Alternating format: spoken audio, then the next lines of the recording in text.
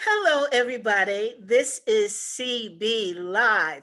And I don't know if you had a chance to see part one of my interview with Justine, but oh my God, I'm just like, I'm so excited to talk to her. This is part two. I want to advise you to go back and look at part one if you missed it, because such wisdom, such pearls of wisdom. I mean, this woman is bringing me to tears and just allowing me to reflect back on my own childhood and how I grew up and how my sense of value developed. I don't think I took the time in my life to sit back and think about it, but she's forcing me to. And I have to say, I was very lucky.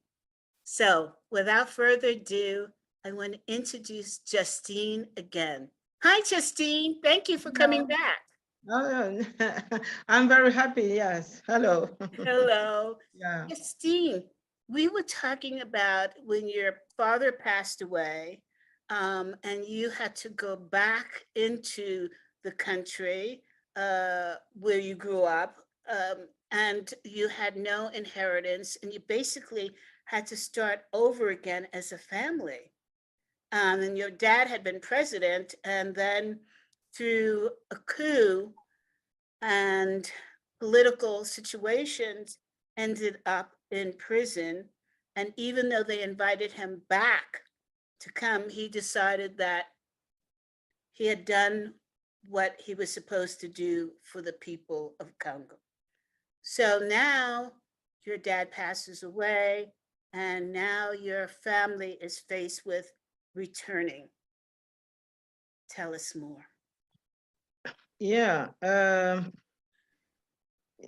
Yeah. Even more than 50 years later, it's still very difficult to talk about this period because Congo is still a country where everything is going wrong. Instability is still around, insecurity, etc. And I mean, injustice is spreading everywhere. So it's very, very difficult because Congo is a very special case in Africa. You see, being a Democrat and being elected as the first president of a country, it always brings some difficulties afterwards because, you see, nobody expected Mobutu to make the coup, but he did it. And he got also support from the West and everywhere in the world. So it was just a painful period and very challenging also. Um, but I mean, the most difficult for us was the choice. You see, Mobutu's regime brought us to two choices, either for girls and for boys. For boys, it was just decided right away, make it impossible for them to continue studies or disturb them for the studies so that they don't get revenge over, the father. And the girls, it was just simple. Oh, no, no, no, they would become, mistress and, second wife or, we just had a prostitution invitation, if I can say so, for the girls. So I decided to refuse this choice. That's why I went in exile. And this was also a punishment for my husband. As I told you in the beginning of the show, that he was working in the administration. And by the day he got married with me, we decided that we will not submit ourselves to this regime. So that's why we went in exile. And the exile brought me here today, and I became a writer, etc. So I got. Whoa. No, you skipped too much. You skipped too much. Okay, But wait we a second. only have 10 minutes or 15 minutes or so. No, So we have another hour. I have to rush. No, we have another hour. If you have the time. Okay. So wait a second. Now you got married and Mhm. you and your husband decided to go in exile. Where did you go? Well, first we lived in Algeria. We had this opportunity. And after Algeria, we went to Belgium, where I am still living today. But also we had sometimes opportunity to make a little trip here and there. But basically, Algeria was the first place. And after that, we came to Belgium back. Okay, for my listeners, what does being in exile mean?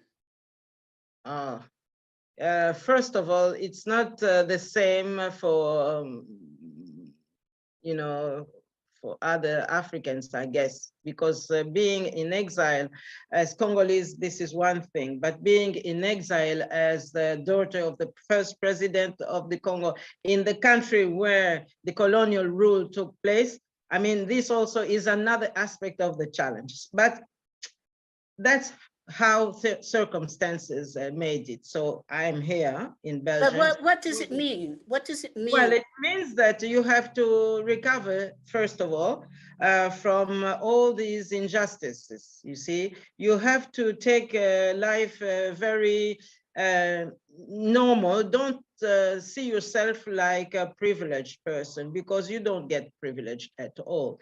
Nobody will come and give you things for granted. No, this you have to forget. So you have to be born again, if I may say so. Okay. Forget about your past, forget about your father, forget about what you had when you were a child, but just take the values that made you strong, that made you become an adult, and you work with these values. That's how I raised my children, because my children, I didn't raise them by the fact that they were a grandson or granddaughter of a first president. No, it wouldn't have been useful for them at all. So I didn't want them to, to be pretentious. I wanted them just to have a normal life, which was the case, being here in exile. But yeah. But being in exile, it means you left your country. I left it. Yeah. All your wealth, everything. Yes. You everything. Packed a bag. And how did you get out of your country? Well, I got out of my country because just in the very beginning, being a girl, as I told you, the system, the dictatorship system always thought that having lost everything, at the end, you will just go back to them and beg, you see? They were just expecting me to go back and beg them. But I didn't go back and beg them. I preferred, to even to die of hunger, if it could be so, instead of going and beg Mobutu. So that's also. But how did you escape from one country to another? No, I didn't escape. You see, also the most genuine aspect of the dictatorship is just to let you live your life, but not showing that you are in danger. You just think that you can manage, daily. But it comes very, in a very, one must be very imaginative to, to understand that the danger is around. They just let you move, and sometimes they seduce you. Sometimes also they can give you some promises. But if you don't pay attention, those promises becomes compromisions at the end, you see? If you give too much, then it becomes a compromission. But if you don't give an inch, so you are just escaping. So we were just in the balance. But you see, being married, this also was a protection for me. Because you see, they won't come directly because there's a man around me, there's a man, taking care of me. So they just come with cautious, but anyway, it was. So with that, you're able just to take your suitcase and get on a plane and go someplace else? Yes, I had, sometimes you have your passport, but sometimes also you don't have a passport because, they keep you just hanging, waiting, and until despair, until, desperation comes around. So this was always the challenge. But I refused to go into prostitution. I refused to obey to Mobutu. And I always said that I will never surrender. As long as Mobutu remained in power, I will never surrender, because I thought that he betrayed our father. Because you see, when it comes on Congo matters, sometimes people say, oh no, Congo doesn't belong to Congolese. No, you have the Western, you have a United States behind, you have the European Union behind. No, but I think that we still have a percentage of independence that we can manage, that we can handle. And I think that in this part, if we still have 60% or 40% of independence capacity, I think that in this 40% of capacity, there is always possible to make things better, to work for a better future. But it wasn't the case. Dictatorship just collapsed everything. So being in exile and having to carry on all this wasn't very easy. But I had to be born again, to be able to live again, you see? Mm-hmm. So it takes a couple of years to realize that, because maybe you trust people, but they don't come to you because of having confidence in you. They come more in spy. So they just spy you because they gain money going back to the dictatorship and say, oh, this, look how things are going. Now you have reached this position. So I think, you see, I'm still in a very, very bad position when I look to these years. When I look in the past, I feel that it's more a matter of hatred than betrayal of outside country, because I never saw an American or a European just frankly say, no, hate your fellow compatriot. I didn't, oh, just destroy the schools. No, I didn't see that. I didn't hear that. But it comes from the capacity of a man of hating, of being just full of hatred. So this is my disillusion in Congo, you see, because my values is love for others, is just being positive, is looking for a better future, a better education for our youth, and good welfare for them, and how can we develop the country? All these elements that make a country, you know, be emancipated. So nobody force you not to do it or not to think on that. But if you do, then it means that you're not honest. Mm-hmm. You're not honest at all. So it was very difficult, yes, to recover from these periods. It was very difficult also to get my own place, but I did it anyway, because you see, Mobutu lasted 30 years. And during those years, I never worked with Mobutu. I just accepted my fate. Mm-hmm. I accepted it as well as my husband. But it wasn't easy because he was supported by the West. He was supported by the European Union.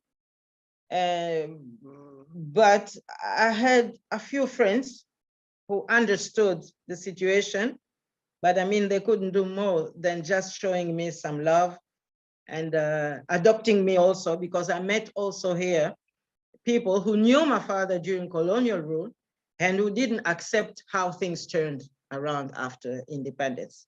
Because you still always have people who are in the good track and who wished you the best in the past, but are very disappointed to see what has become of Congo. Mm-hmm. So when they meet you again, I mean, they would like to keep again something, or to recover for something that is just maybe impossible, but they want to show you that it could have been better. So in this challenge, they get you, they take you, and they kiss you, they adopt you. So this is how it helped me to go forward, to move forward. And being aware of this history gave me some inspiration. So I started to write And this also gave me another challenge, and it brought me to another level. And it showed me that I was on the right track. Yes, I took good decision, but it wasn't easy, because you see, when you have opportunity to work, but you realize that this work is just a temptation. It's just an occasion to put you down, because there is also the revenge of history, revenge of the past, you see. It's not always easy to be So clever. what do you think gave you the courage, one, to go into exile? Two, what gave you the courage to keep to your conviction, not to cave in? And now, what's giving you the courage to write and express? And I'm taking it that your writing is about the experiences that you've had. I mean, that's incredible. What's given you the courage to do all those things? And I know that you think, oh, it's part of life, it's part of my strength, it's part, but can I just tell you, no. As you can see for yourself, many succumb to prostitution, many succumb to accepting the men, not, that's it for my education. You were the exception, maybe the exception among several, but you were the exception. So what gave you the courage to be that exception? And we can take each situation at a time. First, for escaping, to say to your husband, okay, we have to go. Now I'm going to give up everything and go. Yeah, it's maybe the feeling also to experience sometimes periods of,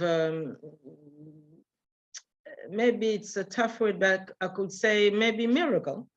And I also experienced the fact that, you know, the will of transmission. Why do I say transmission of all those informations and all these experiences? I think that it's very important for the youth to know how things, happened. And if you don't share this experience, I mean, it's lost. And are people who doesn't have, the knowledge of the past, I mean, it's a lost people also. You know, So you're bringing up something that's a hot button here in the United States. Now, the schools for the young are deleting a great deal of history. There is a movement from the mothers to say, I don't want my children to know about this. So it's kind of like I have saying to your children, yourself, to the world, I don't want to pay attention to what happened before. I want to live in a panacea where I believe everything is just beautiful, rose-colored glasses. And your children grow up without this knowledge. The fear is, the concern is that history will repeat itself, because we know it does. And then children will be lost. It's a whole generation of lost children. Not yes, understanding why or how it's happened or how they involved or what to do about it. I think it's very important to give the information and to explain how things happen, because you always have through different generations people who comes up with the same reactions, the same characters, because you see, it's just the beginning of the world. You had Eve and Adam who came, and their children, they had also, these patterns of behavior. It's just repeating itself throughout the generation. So what happened under these circumstances, and what were the answers given by those who lived those experiences? This is very important. And also I was helped in doing so, because you see, during all these painful years, I happened to find myself in our home, native home. And one day, when I was just about to leave and come back again in Belgium, I was just very, very, very, sad. And I said to myself, well, what would my parents like me to do now before I move again and go back abroad? And I just said, well, let's clean up the house and let's just, keep household very, very neat, etc. So in doing that, I just found in a very, forgotten area of the house, all sorts of dishes and things that were just expecting to be thrown outside. And, digging in that, I just found papers. And when I just, put my eyes close to those papers, I just found that it was, school papers of my father, when he was just in primary school. It was all, wrapped, but in the very wrong way that you wouldn't even pay attention to it. It was such ready to be, to go away, to move away. And I said, well, what is this? So I went, further, and I just found a second piece, and then a third piece, and I said, wow. And this comes from 1935. Wow. When we were under colonial rule, when my father was at school, primary school, secondary school. I said, how did he keep this all these years? Now he's dead, maybe 30 years after his death, and I'm just finding this. So I have a mission, because nobody saw those papers. It was just disgusting looking at all this mess. But I went there just like a dog, digging in some dishes outside on the street. I just went there. I said, no, there is maybe not a diamond here or cobalt here, but I can have my diamond in another way. So it was the papers that my father kept when he was at school. So I said, no, there is something to do with this. So it gave me those two of my books written in the recent years came from this experience. So I said that if my father kept it, even if now it was neglected, but he kept it, otherwise I wouldn't found it. So it means that he had, in his heart, he had the purpose maybe to show us, maybe to transmit. So I have the duty to transmit and to transcript so that it can become a story that can be told to our children. So I think that transmitting history experiences is very important, because it's better than a school. It's better than what a teacher can give you, because it comes straight from your father. It comes straight from a lived experience, and you can take more information from that. And also it's just give you a certain height of ambition. And then you find yourself just like a historian and archaeologist. When they just look, they dig in the sand in Egypt, trying to find some kind of mystery or some kind of pieces, special pieces. I felt exactly the same, that I discovered a special piece and nobody else did. I was the only one and the only child of the family who had this, behavior of just, not wasting anything, just taking care, piece after piece. What can I do with this? Is it really, do I have to get rid of this or not? Before I decide, I have to see, I have to check. So this curiosity brought me to what I am today. You see? Yes. I am an archaeologist sometimes.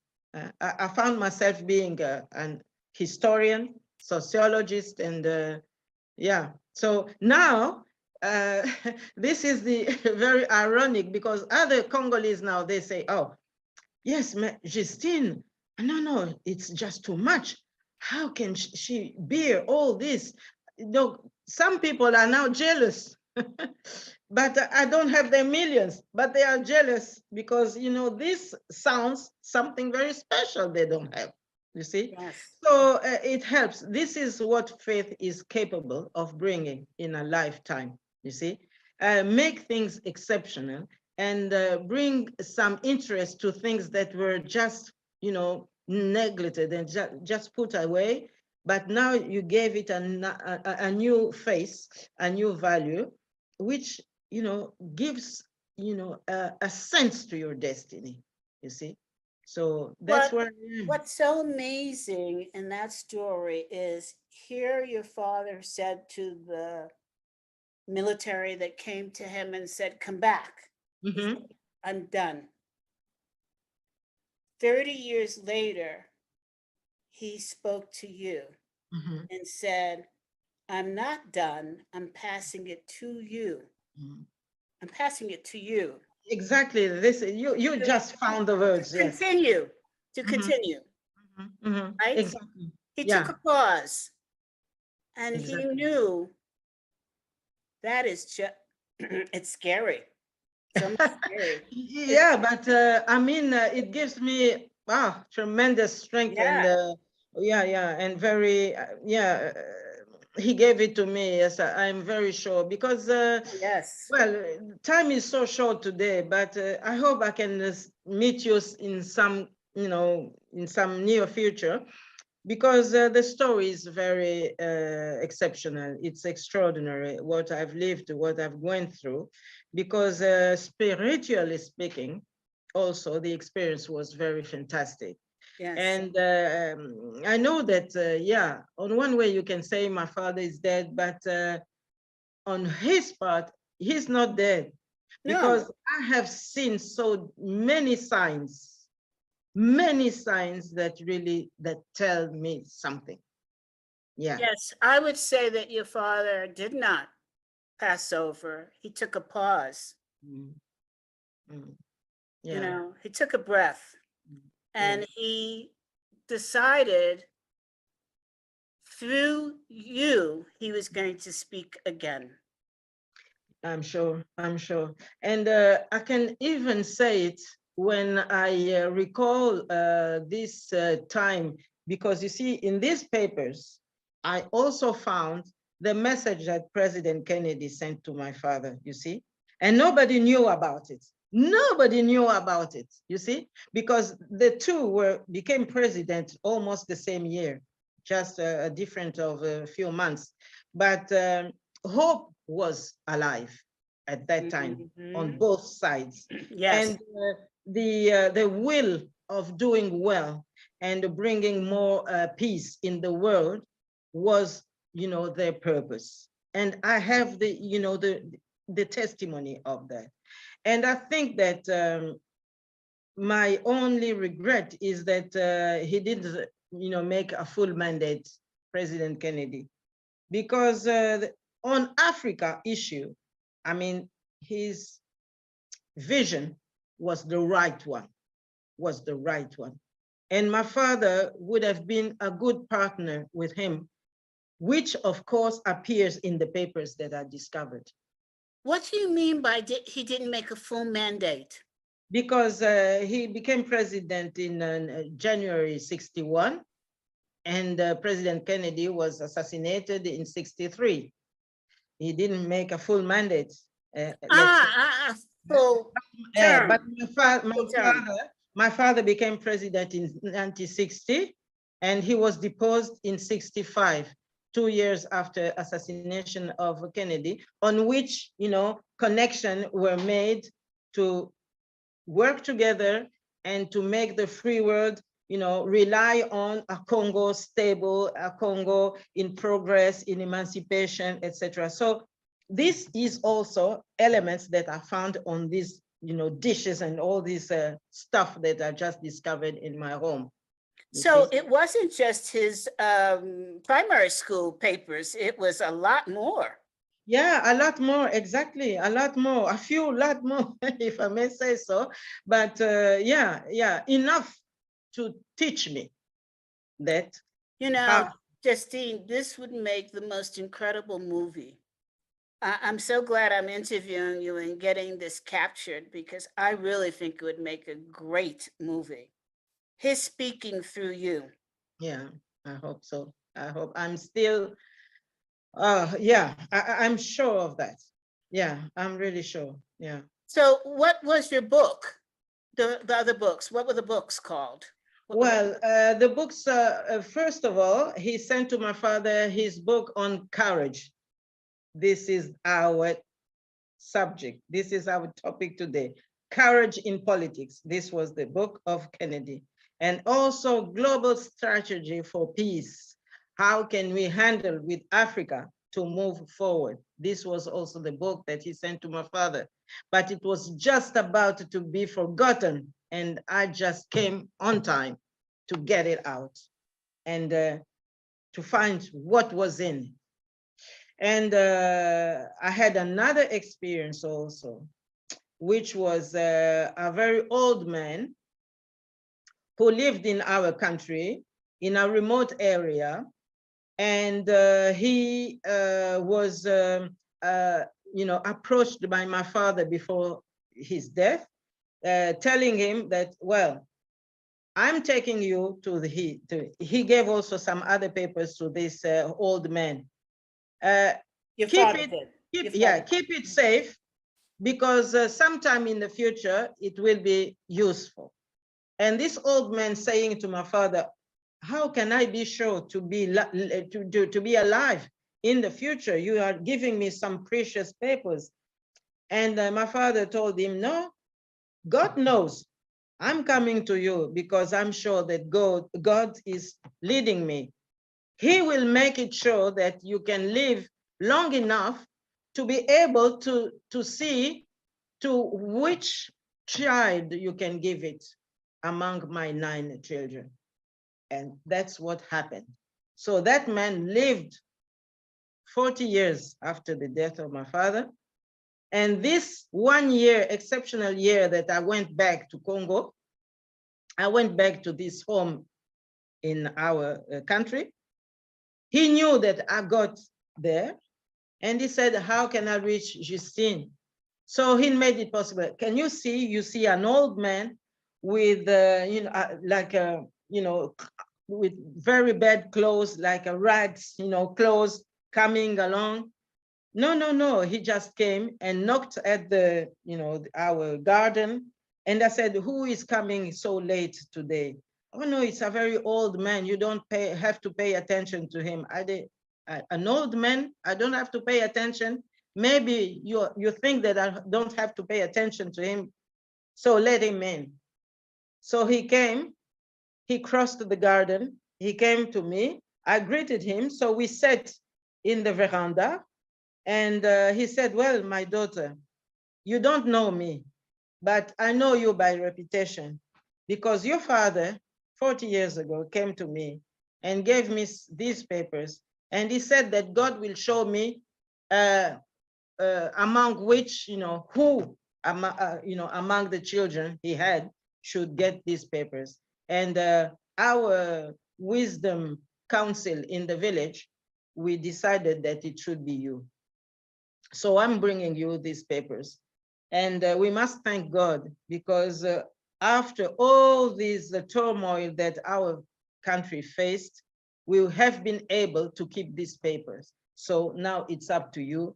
I'm coming to give it to you, as I promised to your father 40 years ago. And that was it. And the man left. He didn't even ask me for money. He didn't even ask me for food. I just wanted, as we do in our country, when you have an old man or an old woman who comes, even if it's a younger person, you can always give, bananas, you can give peanuts, etc., things like that, so that the person can go back with a guarantee that the long way he's done to reach you will be compensated by something to eat when he reaches his or home place, you see. So I got these papers, and for me, it was another experience that my father was still, leading, was still handling the situation, was still, looking after me, and wanting me also to do good, you see. So that's why I think that Congo has a destiny of being a part of a free world, of being part of a better world. And we have to work on these tracks and not other ways, you see. So This is the other thing that really gives me Wait, faith. so wait a second. What happened to the man? Did you give him food? And what was in the papers? I just made it traditional. He couldn't refuse because of course he didn't come along. He had a younger fellow with him, you know, to help in case he can fail, or you see. So I just gave, in our home in Africa, there's always a bunch of peanuts, a bunch of potatoes, etc. You can always wrap something and give to a visitor so that he can go back home if you don't have time to prepare a meal. So he can go back with something to be sure that when he reaches his place, he can have something to eat, because there is always a woman around. There's always a cousin and an aunt who can just, you know, in few minutes, you know, prepare something for him. So it's a testimony of consideration that you show to an old man who comes to you. So he died 3 years later. Wow. But he accomplished his mission. Yes. Wow. Now, what was in the papers? In the papers, it was the vision that my father had for the Congo, and what he wanted Congo to be, and also his love for the country, and the significance of the inspiration that God gave him. Because you see, it wasn't easy to just stand up under colonial rule and say to the Belgians, oh, now it's enough. We have to move, you know, to decolonization and have our independence. It was just a challenge, madam. It wasn't very easy, but he took it. It was just a burden. God gave him the inspiration, and he accepted it. In the first place, he didn't succeed, but he accepted it to move backwards, one step backwards, and wait another opportunity. And the opportunity was given to him 2 years or 3 years later. And then everyone was ready to move, because the spirit, the mindset of people was ready to accept that we should make it strong, stronger. We are together to move forward, so that we can, you know, move colonial rule and get our independence. But of course, circumstances here again helped their courage, because in the 50s, it was the decade of decolonization. We had Ghana experience in the first place, and this also helped Congolese to, you know, to be sure that they were on the right position to ask for more the democracy, for more justice, and for more liberty. Yes. Yes. So, Justine, are you back in the Congo now? No, for the time being, I'm in Belgium, but I can go to Congo anytime, of course. But you see, being a politician, it's you just don't move like this. You just don't decide to go because you are homesick. No, you have to go and analyze, and you see all the guarantees of security. Well, of course, there is never a guarantee 100% that you can be in security. Even in Belgium, there is no 100% of security, but I mean, you can handle a little bit better the situation from here. But I'm ready to go to my country anytime. And yeah, nothing is forbidden in doing so. Well, but let me ask you, you speak very honestly and frankly to me, which I really appreciate. But does that put you in danger of going back? Well, it's not a danger of going back. You see, the situation of Congo today demands a lot of attention, and also you need to have also allies. You cannot go because just you have a party. You see, I ran for office in 2006. But this was the challenge of this period. But of course, I didn't succeed because the context was not one that can bring you success. We were already under occupation. We had this confrontation with Rwanda, with Uganda, etc. And the country hasn't not yet recovered from this period. So we are still facing the consequences of this occupation, of these injustices, of these provocation, etc. So being, let's say, without pretension, being a little bit clever, knowing also history, of course, I'm a target. It would be very naive not to consider myself not being a target. I am a target anytime. And also, we are often wrong thinking that it can only happen to others. No, one always have to bear in mind that it can happen to anybody, anytime, anywhere. You see? So keeping this in mind, it gives you a luggage that, you know, make you feel how you can handle, when can you decide to go, or when can you just stand and wait until you can, you know, leap, as you said. But Justine, how do you live with that fear that you could be assassinated? How do you deal with that? Well, faith again comes here to my rescue, if I may say, but it's not enough, of course.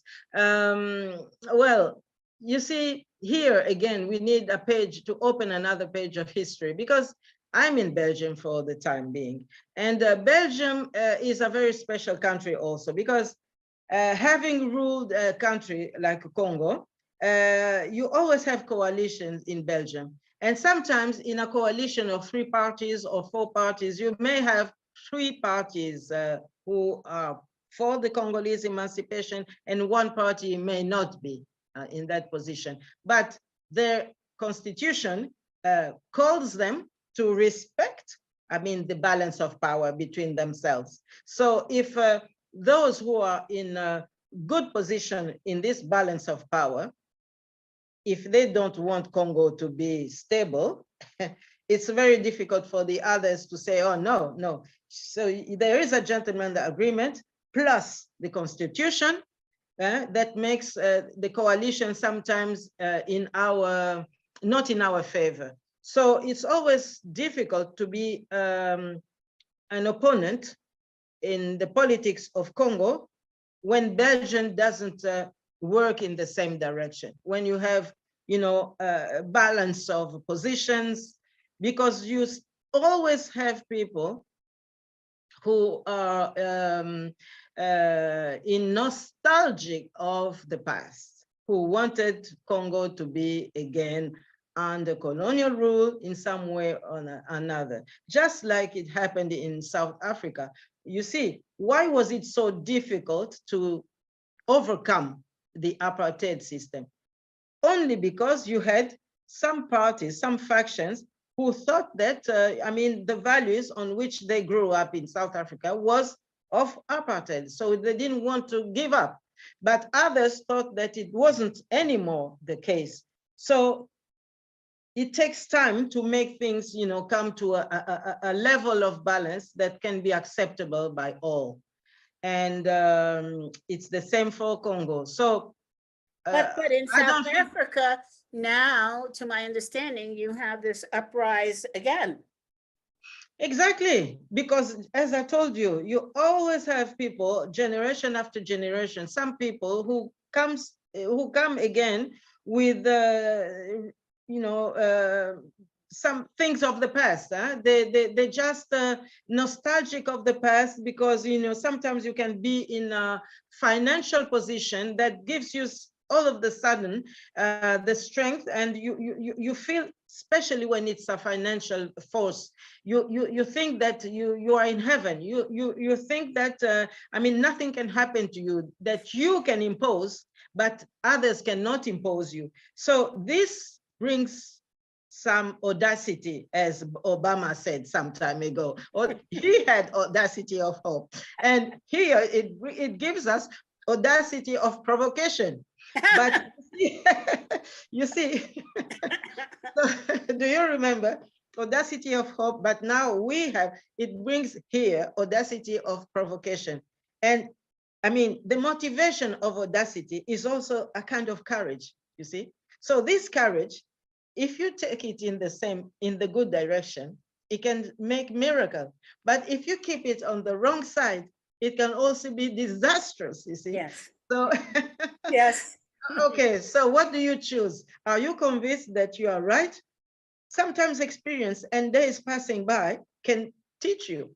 But Yes. until then, it's always a challenge anyway. Oof. Okay. So I'm not even sure what to ask you next because I'm afraid I'm going to miss something. So, have you written books about your father yet? Yes, I've done so. The recent one is Kasa-Vubu Biographie d'une Indépendance, which was released during COVID in 2020.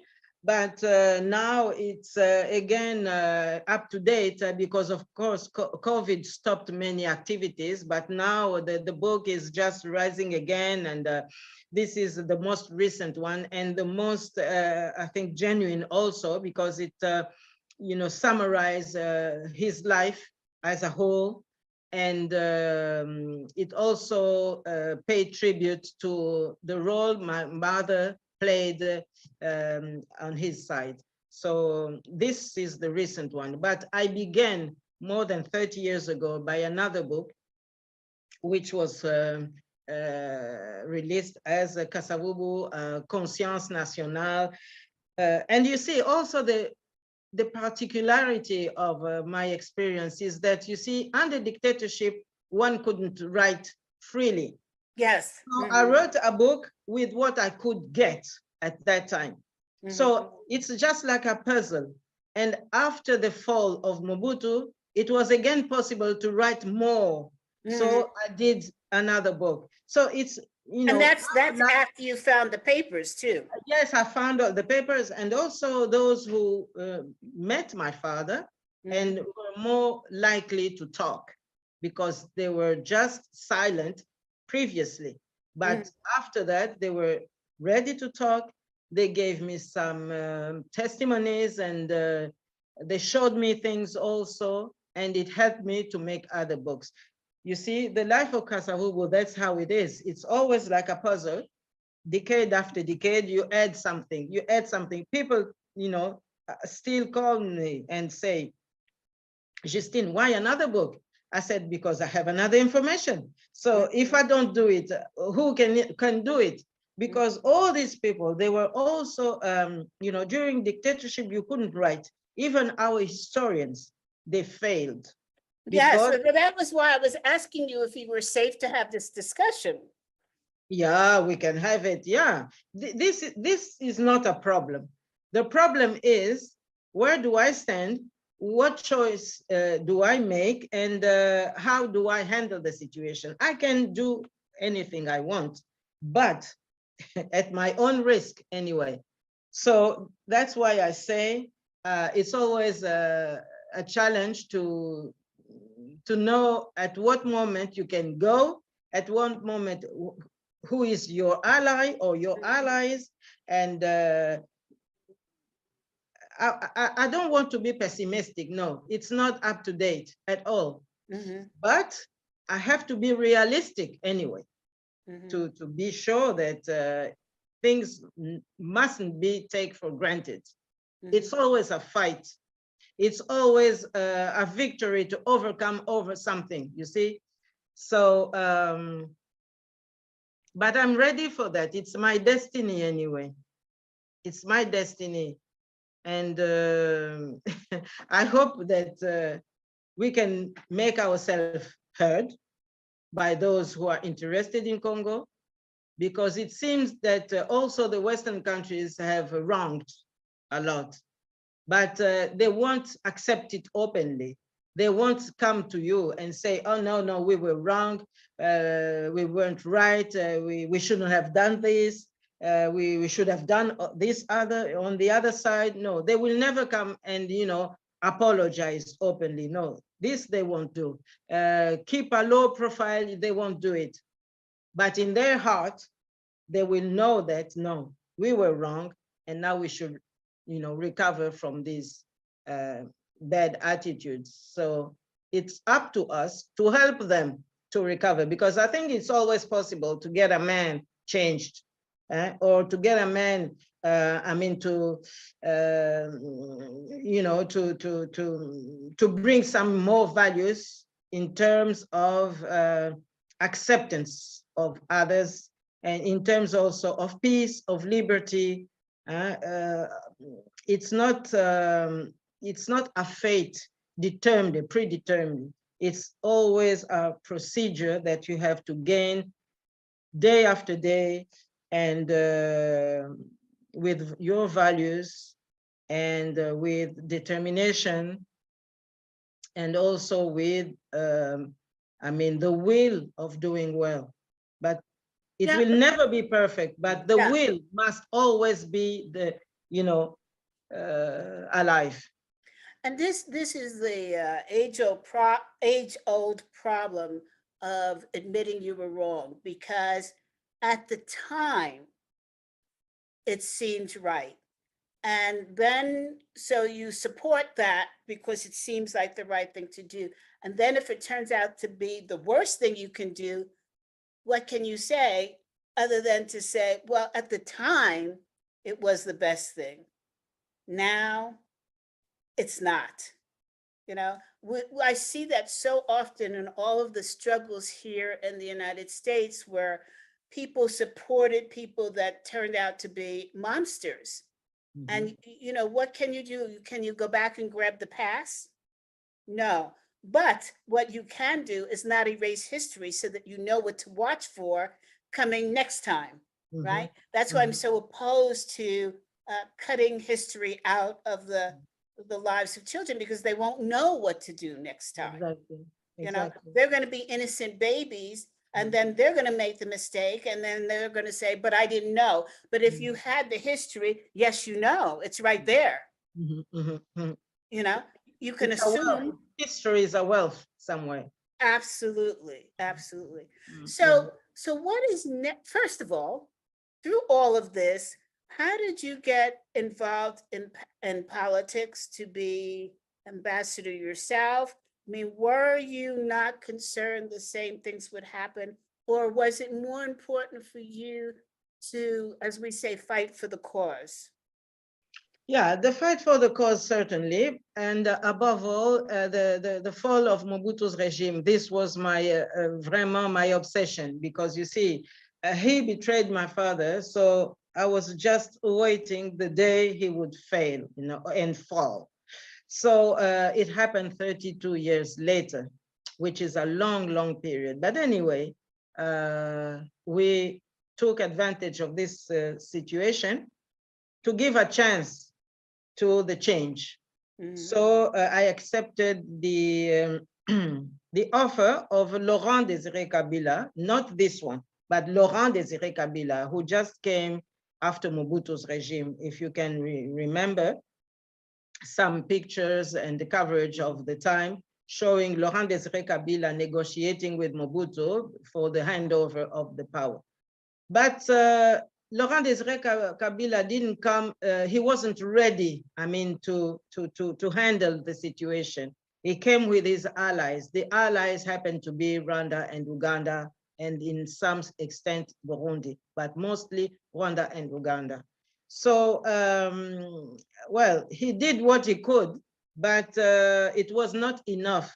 So I accepted the challenge, but bearing in mind of everyone that if I found out during the course that we are doing wrong, I shall resign.